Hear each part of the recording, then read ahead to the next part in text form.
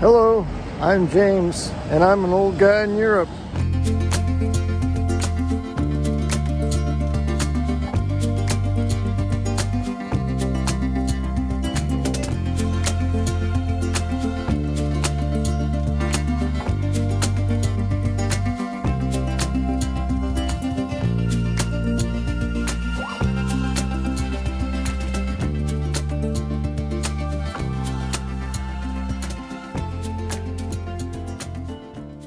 Hello, and welcome to another episode of An Old Guy in Europe.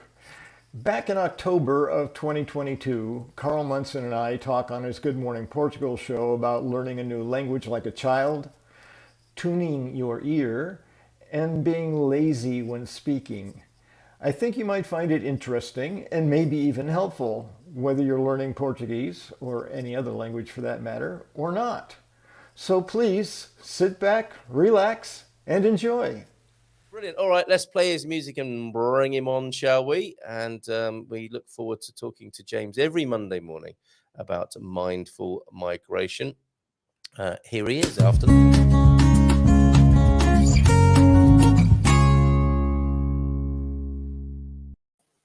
Oh, good morning. Hola, Monty Algria. How are you, James? Bon Hi, dia. James. How are you? I'm terrific, thank you. How are you? Very We're well. all Very good. well. Yeah. It sounds like busy weekends were had by a few people. How was yours? Let me think. Rainy. Oh, that's right. Mostly just did the grocery shopping this weekend. We weren't out and about like we would be on a non-rainy day.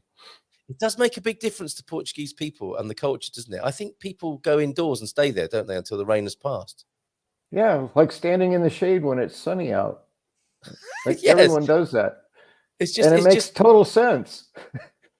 It does, doesn't it? After you've lived here for a while and come to terms with the facts. And now the weather across Portugal. This is also from Torres Vedras. That to me summed up the last week of rain here in Portugal. Another little phrase for you as well. Lembra-se do so guarda-chuva is such a literally brilliant phrase, isn't it? Your rain guard, your guarda-chuva there. So a fairly quiet one for you, James. I'm sure that didn't stop you thinking about mindful migration, however. No, and my mind is such, it always goes wherever the conversation is going in the moment. You were talking about language and signs, and I've been doing that since I got here, mostly because the road signs, the direction signs are very much like English. So you begin to learn all the Portuguese words that are so similar to English words, and you know what the signs say. So there's this feeling of success. Oh, I can read that sign. That kind of thing that you don't get throughout most of the spoken language when you're trying to listen to it. So every win. Yeah, they should all be celebrated. Yes, absolutely. That is a really nice way of giving yourself a few strokes. And who doesn't like to do that first thing in the morning? But those little victories are very important, I think. Absolutely, yeah. And it reminded me of a recent experience I had at a cafe where because I've been so proud to be able to actually order my order my coffee in Portuguese and some of my pastries as well. So I went in, I said, bon dia, and they said, bon dia, and I said queria uma bica pingada, descafeinada, por favor, and he came back at me. It was something. I kind of went, and then he made the coffee and came back. Oh no, he was making the coffee. He said, I went, a bit more than I could get. And he said, oh, you can sit out there anywhere you want.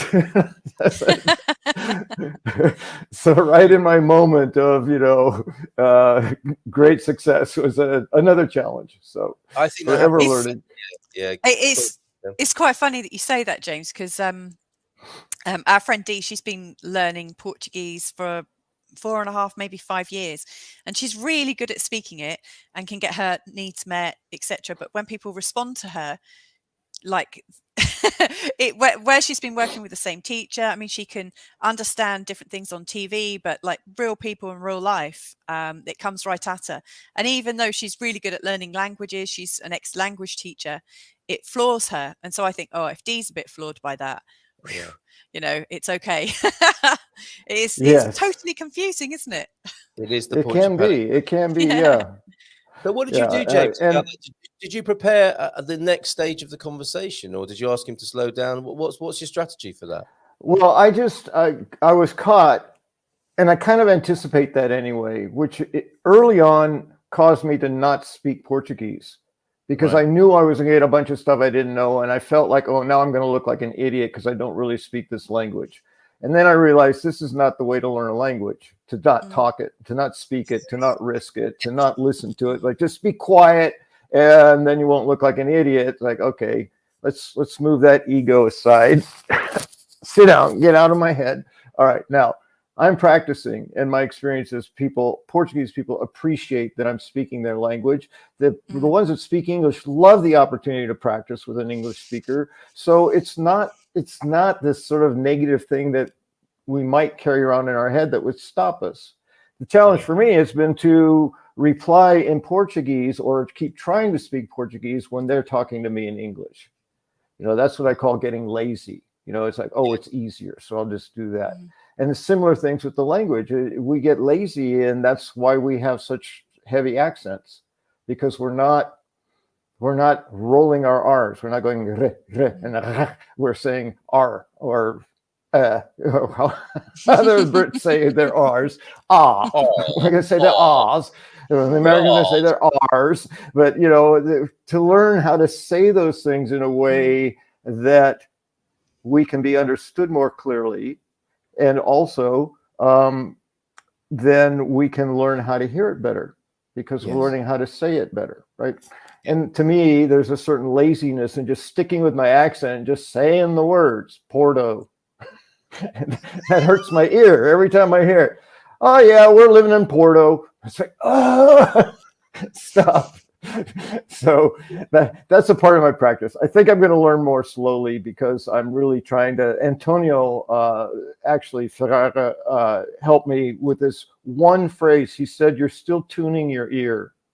And to me, having played guitar in my past and stuff, I really got that, when you're tuning the note, it has to be spot on. Flat or sharp, you're trying to wire it in. And that is such the language. Yeah. In the car with Nuno and Elena and Anna, when we went up to Porto, just little tiny distinctions I was able to clear up, because my ear was trying to hear it, but I wasn't hearing it right. And I've learned a lot in Portuguese. The sounds, the consonants and the vowels are kind of halfway between American pronunciations. A T isn't hard. T. It's just a. It's just a. Like a tap on the roof of the mouth, and the R's are always rolled. And I asked Anna, how do you say your name? I want to hear it so I could tune it in, because I know it's not Anna, and it's not Anna, but it's somewhere in between there, and it's Anna. And it's like, all right, get that in, tune it in. So I'm doing all that work as I'm learning. Yeah, it's amazing. You know what? I totally know what you're talking about. Like, after we'd been here for about a couple of years, Carl and I noticed that we were starting to have the tuning of it, and it had taken us about 2 years. And I was likening it a little bit to our children when they learn a language. By the time they're 1, they're able to say a few words. I'll say quite a few, because they like to chitter chat. They're quite communicative. But by the time they're 2, they've pretty much got all the sounds. And so I was doing a little bit of research into it and looking into the psychology and how the brain works. And apparently you're born knowing all of the phonics for every language around the world. Every sound in the world, yes. Yeah. But then by the time of the end of the first year, you know which ones belong to your language and which ones don't.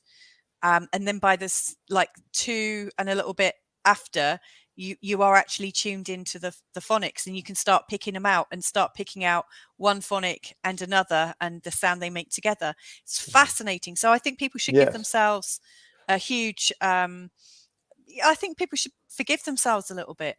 Yeah, definitely. It does take a while to learn the sounds. So the best thing you can do is get out and about and enjoy yourself and be the sound. Absolutely. And one of the ways that I maintain positivity is to find the benefit of things, as opposed to looking at how hard it is or where I failed, is looking at where have I succeeded. And one of the ways I do that, I've been measuring my progress in words per 100, roughly, that I can recognize.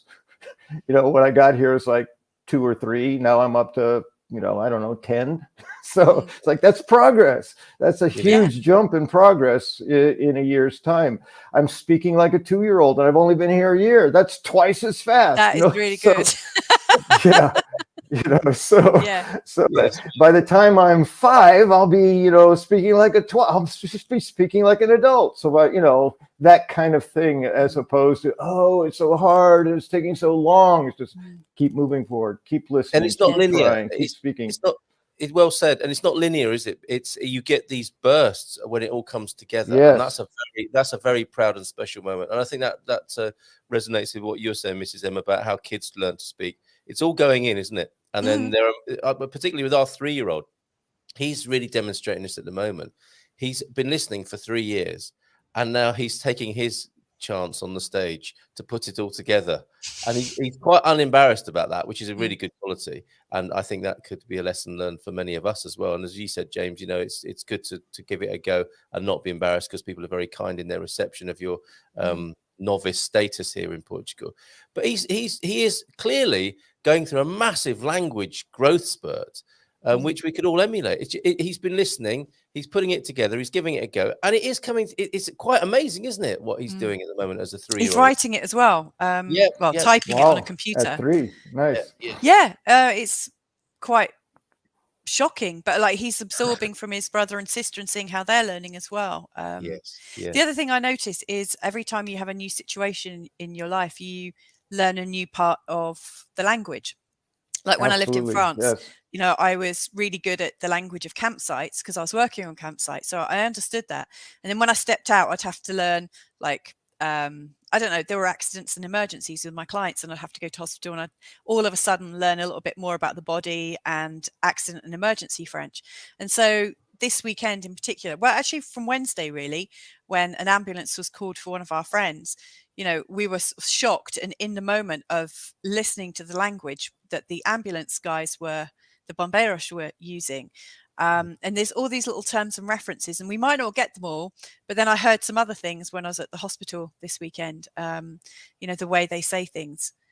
It was important. Like when I said I had a booked appointment, here it's marked rather than booked. So, just knowing that I will take with me, into my next encounter. Yeah, well said. Yes. Lots of little incremental victories.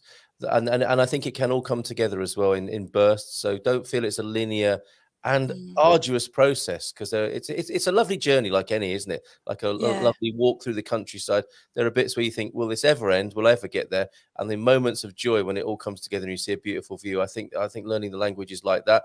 Thank you for taking us down this particular avenue this morning, James. Yes, and on that, in the car again, the beautiful feedback, because all the Portuguese people that I'm getting to know, I've already said, correct me anytime. I will not be offended. I want to learn. And they've jumped in. They've been so helpful.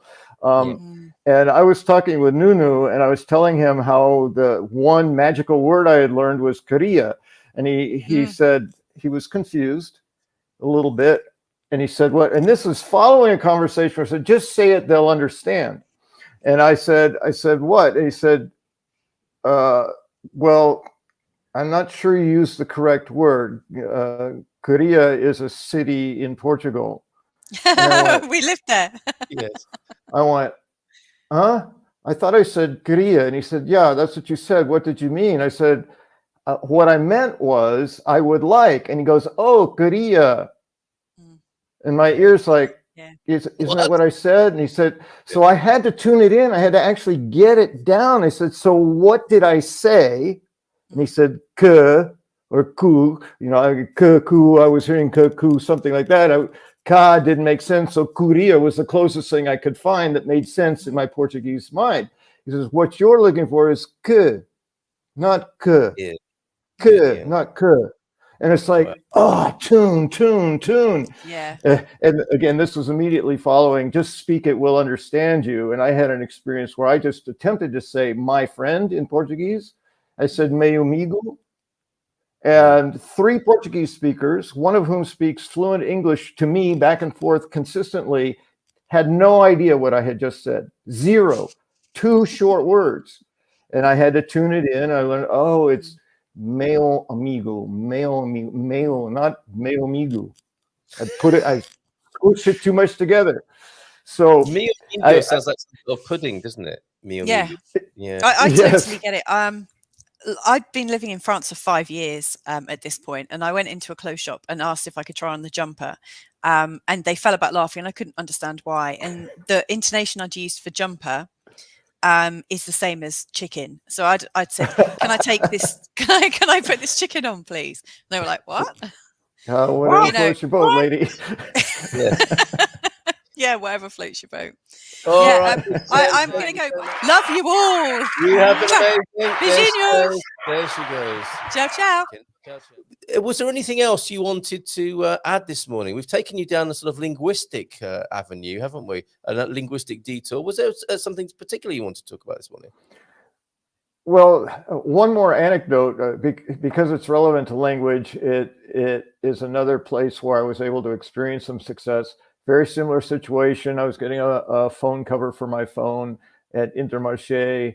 I approached the young woman who was at the counter, and I said my typical phrase of, I'm sorry, I don't speak much Portuguese. Do you speak English? And she had just a little smile curled up in her mouth, and she kind of nodded her head lightly.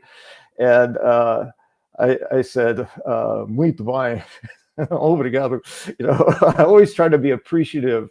And that's one thing I wanted to say. I make a point of practice anytime a Portuguese honors me with the ease of being able to speak my language. I let them know how much I appreciate that. I say I literally say thank you for speaking my language. And I usually compliment, and not usually, I always compliment them on you speak very well, because relative to me, they speak fluently. I mean, not just relatively, but so I said, and you speak very well, by the way. And she said, and this is one of the highest compliments. She had no idea. She says, and your how you say the words. And I said, pronunciation. She said, see, pronunciation is very good. And I said, oh, thank you. Because that's what I work on. I work on the pronunciation and as I'm learning the understanding. So that was a great feedback. And I could see the smile on her face when I asked her if she spoke English, was kind of, at least I assumed it meant, oh, I get to practice my English some more. It's like this eagerness to speak the language, not like, oh God, another stupid American I have to speak English to. I'm sure that never goes through anyone's mind, does it? No, never. Right. Okay. Signage. I mean, I have been doing it ever since the first day I arrived, because they're generally quite simple, because they're trying to get to the point, billboards, whatever. I may not have the vocabulary to translate a lot of it, but I have the comfort of taking my time with a sign, where if someone's speaking to me, I'm trying to understand it right now really fast and usually failing. With a sign, I can, if I have the time, and I usually do, I can stand there and look at it and break down each word and try to figure out what it's trying to tell me. And that's a way to learn as well. It's one of the reasons, actually, the whole Sudoku reference reminded me of an app that I'm using called Drops, which is mostly vocabulary, but it gives you the vocabulary, it gives you words with pictures to identify what the things are, it gives you choices of which words are the correct words that match the picture, and vice versa. It gives you spelling, so it'll put an image up and you have to type out how it's spelled. There's a real variety in which it mixes things up. So it's kind of like, it made me think, it's kind of like any sort of word puzzle where you're figuring stuff out, but it's specific to Portuguese words that you're learning on the subject that you're learning. So very good. That's been very helpful to me as well. That and flashcards